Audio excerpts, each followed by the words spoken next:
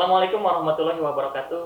Bertemu lagi dengan saya Martin di acara yang sekarang kita berbagi motivasi. Kita kedatangan tamu yang luar biasa. Sebenarnya bukan tamu ya. Karena ini. Nah, saya saya saya kira boga iman. Nah, saya kenal Iwan. Nah, kita berbincang-bincang dulu zaman ketika saya sekolah, ketika saya belajar, berbeda dengan ketika pemuda-pemuda atau siswa-siswa sekarang yang belajar. Yang saya akan tanyakan dengan nih, yang belum tahu, ini Pak Ceng Apip, guru agama, spesialis di kelas 12 ya Pak Ceng Apip ya. Bahasannya bahasa nikah. Wah luar biasa. Kalau bahasan nikah, siswa teh wah. Ini kumaha Pak Ceng Apip? Semangat ya pokoknya mah. Durasi 3 jam pembelajaran habis pokoknya dilalap lah, luar biasa. Nah Pak Ceng Apip, mungkin sebelum jadi guru Pak Ceng Apip kan sudah di pesantren ya. Mungkin biasanya di pesantren itu ketika mulai pembelajaran itu biasanya belajar tentang kitab alim muta'alim ya, yang bagaimana seorang pembelajar yang mencari ilmu itu seperti apa. Kalau dalam bahasa ini mas sekarang lah adab-adab mencari ilmu gitu. Yang nanti ini bisa dikeluarkan untuk pembelajar di SMA 2 Padalarang ya. Oke, Pak Ceng Apip, menurut Pak Ceng Apip, adab dalam pembelajar ya sebagai pencari ilmu seperti apa sih di agama Islam? Ya, assalamualaikum warahmatullahi wabarakatuh. Alhamdulillah wassalatu wassalamu ala rasulillah wa ala alihi wasahbihi wa mawala wala haula wala quwwata illa billah. Tentunya kita memuji kepada Allah Subhanahu wa taala setiap kita mau dalam hal kebaikan, sehingga kita disunahkan untuk memuji kepada Allah Subhanahu wa taala, membaca hamdalah. Salawat dan salam tercurah limpah kepada Nabi besar Muhammad Sallallahu alaihi wasallam, kepada para keluarganya, para sahabatnya, para tabi'in, itba' tabi'in, dan mudah-mudahan sampai kepada kita semua. Amin amin ya Allah ya rabbal alamin. Dalam mencari ilmu tentunya tidak hanya kita belajar saja, akan tetapi dalam ilmu itu, dalam belajar itu kita harus ada akhlak, harus ada adab. Kalau berbicara pinter, iblis juga itu lebih pintar. Luar biasa. Sehingga dalam mencari ilmu itu harus ada adab, atau yang kita kenal akhlak lah. Iya, betul. Harus ada akhlak ya. Bagaimana seorang siswa, kalau dulu di pesantren disebutnya santri, kalau kita di sekolah itu siswa. Ilmu itu akan nempel, akan menerap kepada diri kita, akan menjadi amal bagi diri kita, akan menjadi berkah bagi diri kita kalau kita ada adab, ada akhlak kepada guru. Baik dalam ucapan, baik dalam tingkah laku, baik dalam ucapan ataupun tingkah laku, kita harus benar-benar berakhlak ya. Bahkan kenapa kalau kita lihat santri-santri pada kalau kita lihat ya santri, kalau misalkan bertemu dengan kiainya, dengan ulamanya, sampai merunduk gitu. Iya betul. Nah, ada satu keterangan, man yatasofaha minal ulama bari'um minan nifaq. Siapa yang bersalaman dengan ulama, maka Allah akan menjauhkan, Allah akan membebaskan minan nifaq, dari perbuatan yang munafik. Nah, tapi kenapa kita lihat dalam kehidupan kita sehari-hari, kadang-kadang ke guru ada yang manggilnya Bro. bro, guys, ya gitu Guys. ya. Atau ada yang manggilnya ngalani ya, bahasa ini kan ngalani ya. Itu jauh daripada akhlak, tidak boleh. Kalau kepada guru itu, siapapun guru itu, bahkan dijelaskan kalau misalkan bagaimanapun itu guru yang memberi ilmu kepada kita, kita harus menghormatinya. Ya, betul. Karena kalau tidak ada ridho daripada guru, maka ilmu kita tidak akan barokah, nah gitu ya. Betul. Ilmu ada tapi kebarokahan nggak ada. Jadi kalau guru sudah sakit hati, maka ilmu itu tidak akan barokah. Karena salah satu dalam kehidupan sehari-hari, kalau kita mau sukses ya di sekolah muliakan guru gitu. Kalau di rumah orang tua, kalau di sekolah atau di pesantren itu guru. Nah, mengapa dari kalangan kita atau pesantren-pesantren dulu ke kiainya, ke ulama itu sampai sundang dan sebagainya, karena dengan salamannya saja itu ada doa keberkahan yang Dulu luar pernah biasa. ada cerita seperti ini, Pak. Oh, ketika misalkan si gurunya tuh minum kopi terus ada sisa dadap nang saya namanya dadap nah gitu. Wah, terebut eta. Itunya eta gimana ta? Ya. Ketika dulu pernah Pak Ceng Apip di pesantren Ya gitu kan, karena tadi ada satu hadis yang sudah kita mafhum bahwasanya al ulama warasatul anbiya. Wah, itu betul. Karena kita itu nggak pernah bertemu dengan baginda Nabi Muhammad SAW. Ya, sallallahu alaihi wasallam. Jangankan dengan baginda Nabi, ya dengan kalangan para sahabat, dengan para tabi'in, dengan itbu tabi'in, bahkan dengan ulama mujtahid mutlak atau ulama, kita nggak bertemu. Sehingga dari guru kita lah kita sanadnya nyambung sampai kepada Rasulullah SAW. Nah itu jadi ada barokah gitu, ada keyakinan, ada berkah dari apanya. Gitu. Diberikan bukan hanya pendidikan ya. Gitu. Jadi kalau kepada guru nggak boleh apa ngeladeni sebagainya. Kita bahkan harus menghormatinya, harus ada adab, harus ada akhlaknya. Karena dari siapa kita bisa menulis, membaca, karena dari guru kita. Gitu. Bahkan ada satu hadis keterangan di sini, sayati zamanu ala ummati yafirruna minal ulama'i wal fuqaha fayab taliyahumullahu bisalati baliyat. Ya.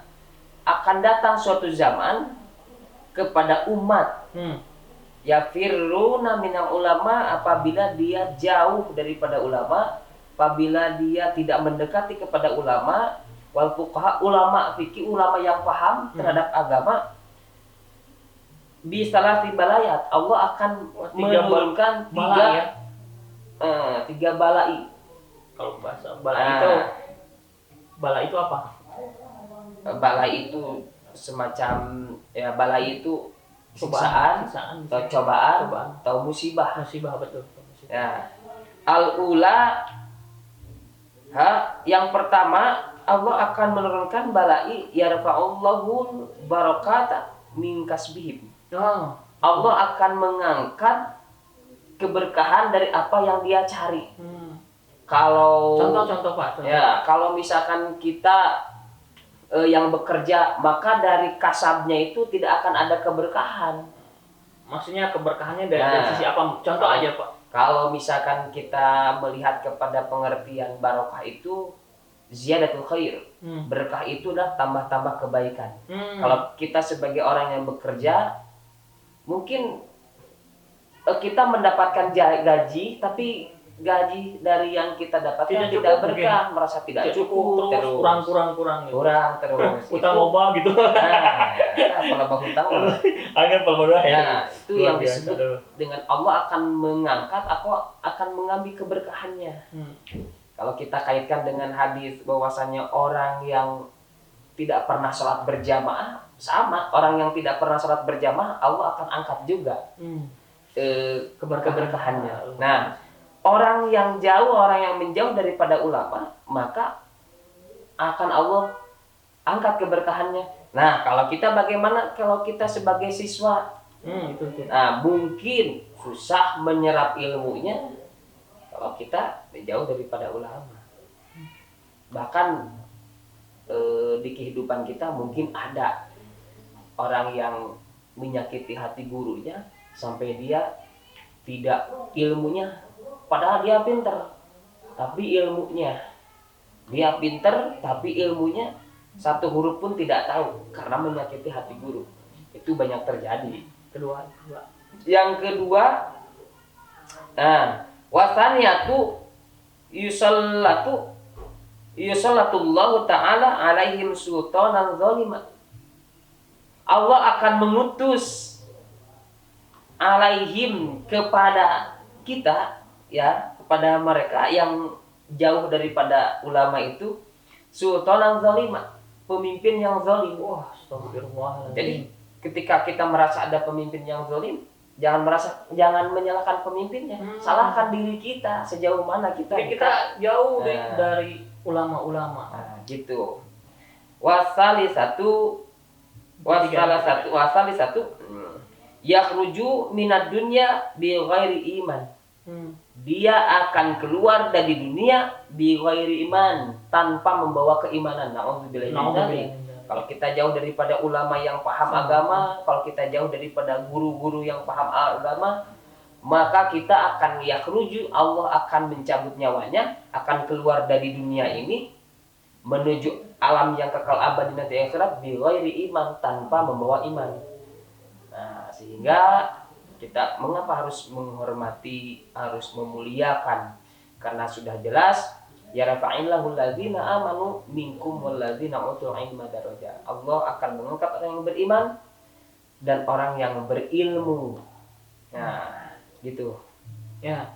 Jadi luar biasa ya ketika misalkan kita meninggalkan adab, karena mungkin semua yang dicontohkan oleh Rasulullah itu masuknya ke adab, akhlak yang baik. Islam juga berkembang karena adab, ya, akhlaknya yang baik. Karena memang kita mengutip satu hadis, innama bu'itsu liutammima makarimal akhlak. Ya, betul. Allah mengutus Nabi Muhammad SAW liutammima makarimal akhlak, itu untuk menyempurnakan akhlak yang baik pada umatnya. Ya, jadi akhlaknya kita mencontoh Rasulullah. Kita tahu sejarah sebelum masuk Islam dan sesudah datangnya Islam bagaimana. Ya, itu kan Rasulullah itu mengajarkan hal-hal yang baik ya. Banyak contoh yang masuk, tapi Rasulullah juga bukan orang yang serius terus sekali ya. Mungkin Rasulullah suka bercanda. Mungkin bisa beri contoh Rasulullah ketika bercanda dengan sahabat, ketika dengan di keluarga tuh gitu. Ya, ada kisah. Kalau kita berbicara baginda Nabi Muhammad SAW itu uswatun hasanah. Jadi apapun yang disampaikan, apapun yang dilakukan itu menjadi hukum bagi kita, yang disebut dengan hadis. Ada qauli, ada fi'liyah, ada takririah. Nah, kalau Rasulullah orang yang enak diajak berbicara dengan siapapun. Jangankan orang muslim yang seiman, yang tidak beriman pun sangat merasa kehilangan. Yang cerita seorang kakek-kakek yang selalu disuapin oleh baginda Nabi Muhammad SAW, itu sampai beliau masuk Islam. Nah, Rasulullah juga bercandanya, pernah bercanda suatu saat ada nenek-nenek, kata Rasulullah di surga itu tidak ada nenek-nenek, sampai nenek-nenek itu menangis. Ya. Iya, artinya nanti kalau sudah di dunia sudah 70 tahun, 80 tahun, tapi kalau di surga nanti akan muda kembali. Ya. Jadi Rasulullah ketika bercanda juga tidak berbohong ya. Menjadi ilmu. Bahwa betul. Gitu. Nah, mengenai ya adab akhlak. Nah, jadi kita sebagai para siswa, dari mulai ucapan kita, dari tingkah laku kita berusaha ya. Jangan karena saking deketnya abi ya manggilnya, atau ayah. Nah, itu sudah sul azab. Sudah tidak ada azab kepada guru. Oke. Tadi Pak Cang Api, Pak, kita sudah berbicara tentang akhlak Rasulullah ya. Nah, sekarang mungkin di pesantren kan dulu pernah belajar kitab taklim ta'alim. Nah, mungkin persyaratan sebagai pembelajar ya atau siswa untuk menuntut ilmu apa saja sih yang bisa kita bagi untuk teman-teman pembelajar? Ada, kalau di ya Syekh Ibrahim Az-Zarnuji dalam karangannya yang menyusun kitab tersebut, ya sebetulnya hafal betul sih tidak gitu ya, kan tetapi ini sudah tren lah di kalangan para santri. Ada 6 syarat kalau kita mau menjadi orang yang sukses. 6 syarat ya. Ya, 6 syarat. Dakain, wahirsin, wastibarin, wabulgotin, wa irsyadi ustadin, wa tuli zamanin. Jadi yang pertama, kalau kita sebagai siswa harus ada dakain. Dakain itu harus ada kecerdasan. Ya, kecerdasan dalam menuntut ilmu adalah faktor pendukung. Nah, kecerdasan. Yang keduanya, dakain ngirsin, harus ada kemauan. Nah, ada kecerdasan tapi tidak ada wahirsin, tidak ada kemauan, maka hasilnya pun tidak akan maksimal dalam menuntut ilmu. Nah, mungkin kalau kita lihat sekarang, anak-anak kita itu bukan tidak cerdas, tetapi mereka itu kebanyakannya mungkin malas. Kemauan dalam pembelajarannya. Ya, malas. Mungkin dalam main game mah bisa kan. Karena banyak sekali tantangannya zaman sekarang itu. Ada tontonan atau ada game dan sebagainya, sehingga mungkin anak tidak disiplin dalam belajar, anak tidak disiplin istirahat tidur malamnya, sehingga siangnya ya seperti itu, malas, tidak ada kemauan, tidak ada keyang, namun bahasa Sunda makanya. Ada satu kisah, kita pernah mendengar Ibnu Hajar Al-Asqalani. Ibnu Hajar Al-Asqalani itu pesantren udah lama, dia menuntut ilmu udah lama, akan tetapi dia tidak bisa. Walaupun sudah lama dia nggak bisa. Akhirnya pulang, memutuskan untuk pulang dari pesantrennya, tetapi Allah memberikan ilham.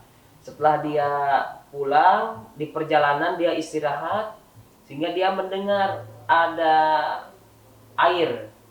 Namun bahasa Sunda malah cikaracak dengan batu, lalu jadi lego. Dia ada yang setekol di gua gitu ya. Ya intinya dia melihat ada air yang menetes. Keclak sampai batu tersebut deklok gitu ya. Sampai berlubang. Dia berpikir batu saja yang begitu keras, lama-lama, nah akhirnya dia terilham. Makanya disebutnya Ibnu Hajar Al-Asqalani. Ibnu Hajar itu bapak batu. Akhirnya dia memutuskan pulang lagi ke pesantrennya. Akhirnya dia menuntut ilmu dengan sungguh-sungguh. Akhirnya dia menjadi seorang ulama besar. Dan kita kenal dengan karangan kitabnya. Ada Fathul Bari, ada Fathul Bari, ada kitab Bulughul Maram, kitab hadisnya. Ini yang itulah Ibnu Hajar Al-Asqalani. Itu karena kesungguhan. Nah, kita pun kalau sungguh-sungguh ya akan menjadi orang yang sukses. Iya, betul. Yang ketiganya, wastibarin, harus sabar. Jadi kalau menuntut ilmu itu harus sabar. Iya, sewai itu kumaha gitu ya. Harus ada kesabaran. Betul. Ya. Harus ada kesabaran dalam menuntut ilmu. Kemudian ya kalau kita belajar dari pagi sampai sore ya sabar, karena itulah kalau kita ingin sukses. Kemudian yang kelimanya, yang keempatnya wabul gotin. Wabul goh itu bisa bekal, harus ada bekalnya, harus ada bukunya. Kalau kita belajar ya harus ada medianya, buku ya, fotokopi dan sebagainya. Itu kalau kita ingin belajar itu syaratnya harus ada bekalnya. Atau kalau kita menjadi santri harus ada kitabnya. Kemudian yang kelimanya wa irsyadi ustadin, harus ada ustadznya, harus ada pembimbingnya, harus ada gurunya. Jangan kita belajar sendiri. Boleh kita membaca, akan tetapi hasil bacanya itu didiskusikan kepada guru kita. Terutama kalau kita belajar agama, kita jangan mempelajari ilmu itu sendiri. Boleh kita dari internet, boleh, akan tetapi didiskusikan dengan guru kita. Mungkin ada sedikit-sedikit yang bisa di luar kita nggak mengerti, terus ketidakmengertian kita itu ditanyakan. Ya, kalau kita belajar agama, apakah benar atau tidak yang tersebut. Karena kalau tidak belajar kepada gurunya, syekhnya itu, gurunya itu adalah syaitan. Ya. Begitu. Kemudian yang terakhir itu wapuli zamanin. Wapuli zamanin itu waktu yang panjang. Harus dengan waktu yang panjang. Kalau harus waktu yang panjang. Tidak bisa sebentar. Sehingga kalau kita mau sukses itu harus ada kecerdasan, harus ada keinginan yang kuat, harus ada kesabaran, harus ada bekalnya, dan yang terakhir harus dengan waktu yang panjang, harus waktu yang lama. Intinya dari kesabaran itu kan membutuhkan waktu panjang. Nah mungkin dengan kita terus seperti tadi cikaracak nih batu lilai jadi legok kayak gitu mungkin ya. Lama-lama akan jadi nempel ilmu yang tadinya sulit gitu. Dari dengan waktu yang panjang itu kita nggak bisa sebentar. Bahkan kalau kita mau jadi seorang ulama besar itu minimalnya kita itu harus membaca mutolaah bolak-balik itu, mudzakarah itu minimal 100 kali bahkan 1000 kali kalau kita mau jadi orang yang berilmu. Nah, kadang-kadang kita kan ada kadang kesulitan untuk itu karena tidak dibulak-balik ya, tidak diulang-ulang seperti itu. Jadi mungkin ini bermanfaat ya Pak Ceng Apip, ketika kita belajar dengan ada keberkahan untuk ilmu yang kita dapatkan, walaupun hanya sedikit tapi jadi berkah. Nah ketika itu kita juga belajar bagaimana syarat-syaratnya ya, yang mungkin ini tidak belajar di kita gitu ya di sekolah. Tapi ini mudah-mudahan dapat ilmu dari persyaratan. Yang pertama adalah kecerdasan. Terus kedua dakain wahirsin, kemauan ya, kecerdasan, kemauan, terus sabar, terus bekal biaya kita belajar, terus dengan ada gurunya, ada syekh kalau bahasa itu, termasuk waktu yang panjang, bersabar. Mudah-mudahan ya bermanfaat. Mungkin sampai di sini dulu untuk kita sebagai pembelajar ya, kita bisa mendapatkan ilmu. Salam pembelajar. Assalamualaikum warahmatullahi wabarakatuh. Waalaikumsalam warahmatullahi wabarakatuh.